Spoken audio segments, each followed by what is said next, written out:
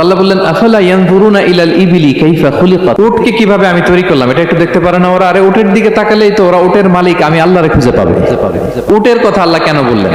উট হচ্ছে এমন আজীব একটা প্রাণী যেটা প্রাণী বিজ্ঞানীদেরকে হয়রান করে দিয়েছে।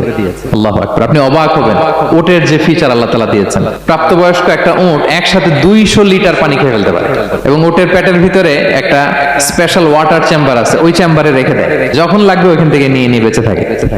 1 মাস না খেয়ে বেঁচে থাকে কি করে? ওটের পিঠে দেখবেন একটা কুজ আছে, এই পুরো কুজটা হচ্ছে চর্বির আধার।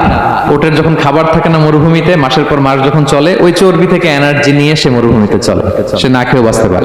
আমাদের চোখের মধ্যে যেমনি একটা পাপড়ি, এরকম এক পাপড়ি দিয়ে উটকে আল্লাহ বানায় নাই, ডবল লেয়ারের পাপড়ি দিয়েছে।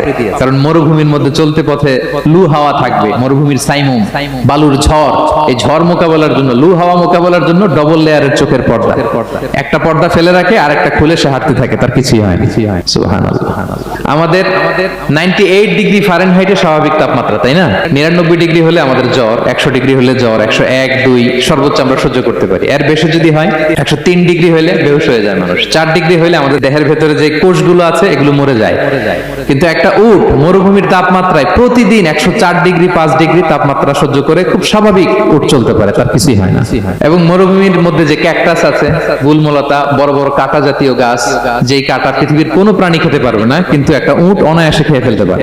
উটের জিহ্বাকে এবং পাকস্থলীকে আল্লাহ এমন স্পেশালি মেড করেছেন, যত কাঁটা দিবেন খেয়ে সাবার ওর কিছুই হয় না।